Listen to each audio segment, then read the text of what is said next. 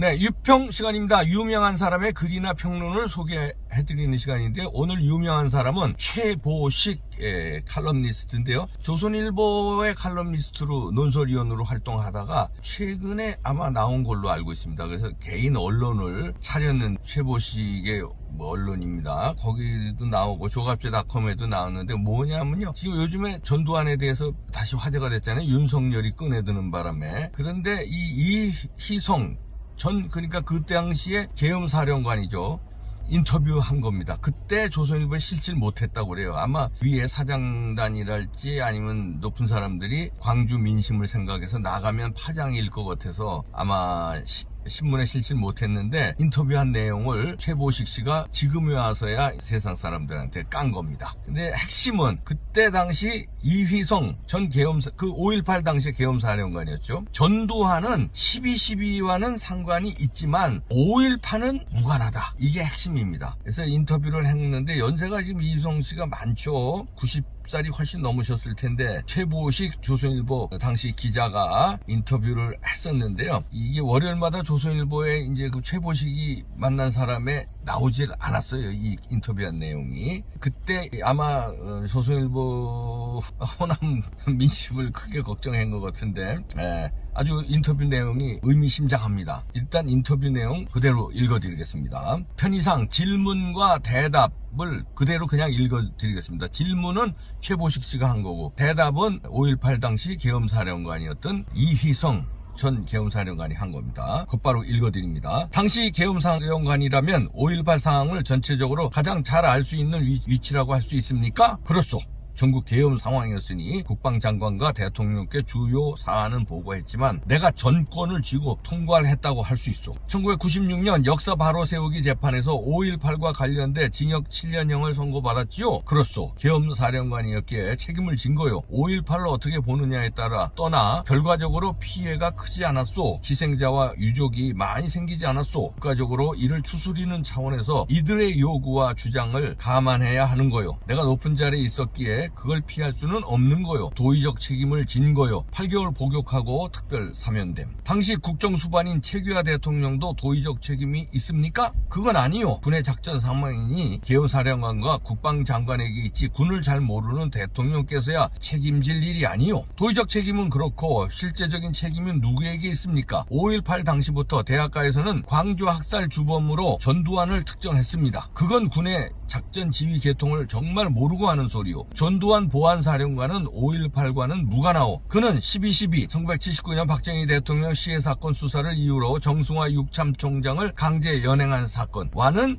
상관이 있지만 5.18과는 아무런 관계가 없소. 계엄군 출동과 발포 명령을 그가 배후 조종했다는 게 통설입니다. 법정에서도 지휘체제가 이원화됐다는 말들이 있었소. 전두환 보안사령관이 나 몰래 따로 보고받고 지시했다는 소리인데 그건 범죄요. 그러면 내가 그냥 두고 볼 것 같소? 내가 있는데 있을 수 없는 일이요. 계엄사령관이 위계상 높지만 당시 모든 힘이 전두환에게 쏠리지 않았습니까? 전두환은 새카만 후배였고 내게 형님 하며 어려워했어. 나를 뛰어넘어 감히 월권해? 내 성격을 알고 이런 관계만 알아도 그런 소리가 안 나옵니다. 전두환은 밝은 사람이지 음습하지 않아요. 몰래 그렇게 하는 스타일이 아니요. 내 단호히 얘기하오. 광주에 관한 한 전두환 책임은 없소. 질문.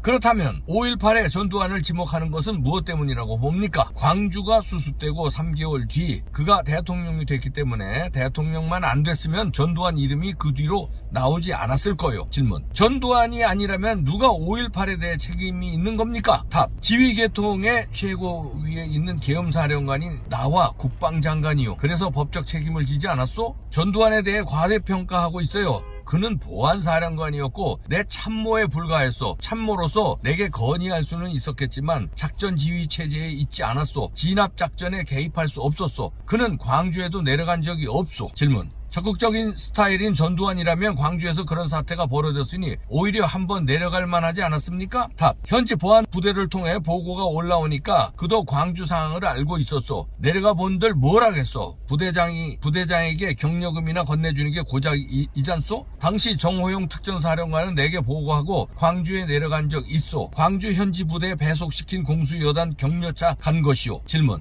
전두환이 육사 동기생 정호용을 통해 작전 지시를 했다는 설도 있었습니다. 답. 재판에서 그런 말이 나왔는데 정말 군대 체계를 모르고 하는 소리요. 특전사령관도 광주에 파견된 자기 부하들을 지휘할 수가 없어. 작전 책임과 지휘권은 배속된 부대 지휘관에게 있어. 조언은 할 수 있겠지만 이래라 저래라 작전 지휘를 하는 것은 군법에 어긋나는 거요. 질문. 역사 바로 세우기 재판에서 검찰 측 증인으로 나와 1980년 5월 21일 자위권 보유 1000명 담화를 발표할 때 보안사 참모가 초안을 건네줬다고 진술하지 않았습니까? 이를 전두환의 5.18 개입 증거로 볼 수 있지 않겠습니까? 답. 내가 검찰 조사를 서너 번 받았어요. 꼭 밤중에 잠 안 재우고 신문을 했어요. 졸려서 정신이 몽롱해질 새벽에 진술서 서명을 받아요. 검찰이 신사인 줄 알았는데 그런 트릭을 써요. 그래서 보안사 참모인지 계엄사 참모인지 헷갈렸던 거요. 계엄사 참모였다고 하더군요. 설령 보안사 참모라고 해도 그런 건의를 해올 수 있는 거요. 결정은 내가 하는 것이요. 애초에 담화 발표 구상은 나 혼자서 한 거요. 질문. 왜 그런 구상을 했습니까? 답. 계엄군이 일방적으로 공격당해서는 안 된다고 생각했기 때문이요. 다만 담화 내용에 대해 신경을 썼어요. 장차 법적으로 문제가 생길 수도 있다고 봤으니까. 그래서 참모들을 불러 문안을 검토한 뒤 발표했소. 질문. 장차 법적인 문제가 생길 수 있다는 뜻은 무엇입니까? 자위권 보유 1000명이 발포 명령으로 해석될 수 있다는 걸 그때 예상했다는 건가요? 답. 재판 과정에서 사정을 모르는 병사들은 자위권을 발포 명령으로 알았을 것이라는 말이 나왔어. 그런 해석은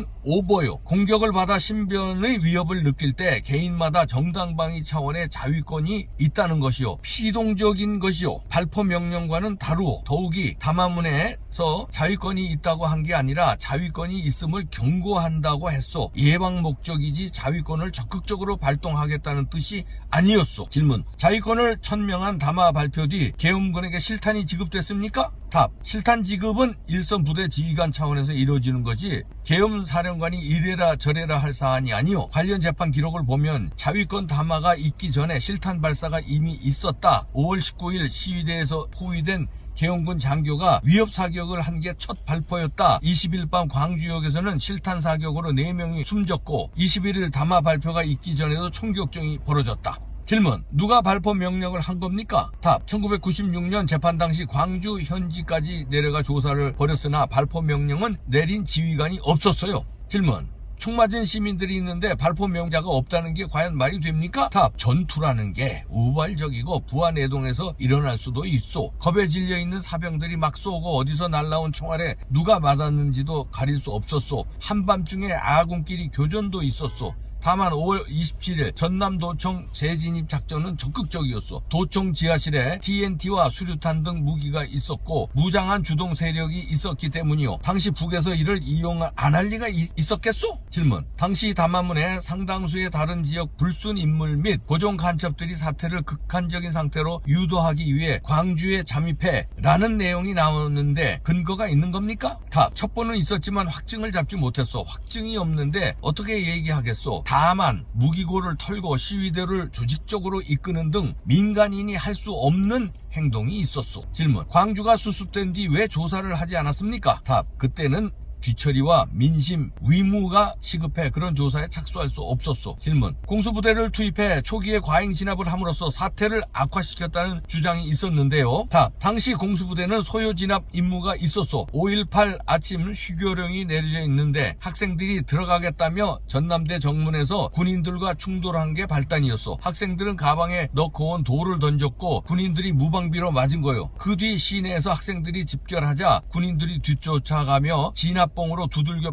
팼소. 이를 본 시민들은 공수부대원들이 무자비하다고 흥분한 거요. 어떤 세력이 경상도 공수부대가 전라도 사람 C를 말리러 왔다며 악성 루머를 퍼뜨렸소. 질문. 광주가 수습된 뒤 6월 초 정부 합동조사단이 현장 조사를 마치고 초기 진압 작전의 과오 책임을 물어 당시 현장 지휘관을 군법회의에 회부해야 한다는 보고서를 올린 게 맞습니까? 답. 그건 맞소. 하지만 내가 반대했소. 현장 지휘관은 잘못한 것이 없는데 결과적으로 많은 피해자가 생겼으나 그건 앞서 말한 대로 불가피한 상황도 없지 않았소. 나는 지금도 작전 실패는 아니라고 봐요. 질문. 숱한 사상자를 낳은 국가적 비극을 초래했는데 답. 한 사건을 이쪽 저쪽 위아래 어느 쪽에서 보느냐에 따라 다루어 광주 사태가 불처럼 타지역으로 번져 전국에서 반란이 일어나면 나라가 어떻게 될까? 그때 우리 군에서는 그런 국가 위기 상황을 걱정했고 절실했습니다. 질문: 1996년 역사 바로 세우기 재판에서 그 나름대로 진실 규명이 이루어졌다고 봅니까? 답: 내 입장에서 보면 허무하게 진행됐소. 공판 과정에서 내게는 질문이 거의 없었소.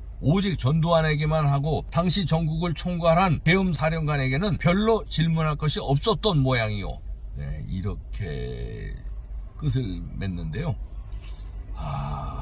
참 5.18은 참 역사에 이희성 씨도 얘기했지만요, 어느 쪽으로 보느냐에 따라 지금 논란이 아직도 가시지 않는데, 지만원 씨는 여기에 북한군이 개입됐다, 간첩들이 개입됐다, 인원수도 얘기를 하지만 그 인원수가 맞을지 안 맞을지는 모르겠습니다. 그러나 입장을 바꿔놓고 생각하면 그때 남북 대결 상황에서 어떻게든지 전복시키려고 그러는데, 그런 혼란 상황이 있으면은 고종간첩 침투 절호의 찬스인데 안 시키겠습니까?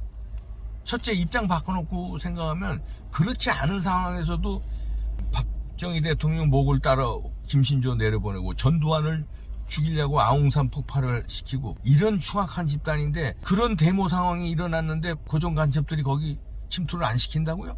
그건 너무 순진한 생각인 것 같고요. 제 판단이 그렇습니다. 제가 추측하는 거고, 그 다음에 무기고를 탈취하고 장갑차를 막 몰고 이런 거가 민간인들이나 학생들이 할 수 있었을까요? 그렇게 감히 무기고를 탈취한다는 생각을 했을까요? 그 일사불란하게 전쟁 지휘처럼 그거 했다는데, 그게 일반 학생들이 할 수 있는 행위였는가? 광주 그때 소요 사태가 일어나니까, 물론 처음에는 민주화 운동 차원이죠. 그렇지만 소요 사태가 커지니까 불순 세력, 다시 말해서 고종 간첩이라든지 이런 사람들이 침투해서 거길 더 혼란 상황으로 만들 수 있는 절호의 찬스를 노렸을 것이다, 이런 또 주장도 일리가 있거든요. 그리고 전두환은 그때 보안사령관이었기 때문에 보고는 다 받고 있었지, 뭐 첩보 활동 때문에. 그지만 직접 지휘한 거는 계엄사령관인 이희성 전 계엄사령관이 내가 했다고 그러지 않습니까? 내가 했다, 전두환은 책임이 없다, 상관이 없다, 12.12와는 상관이 있지만 5.18은 상관이 없다, 전두환은, 이렇게 얘기를 하는 걸로 봐서 판단은 여러분들이 하시죠. 5.18은 끝나지 않았지만 또 언젠가 역사에서 판명되겠죠.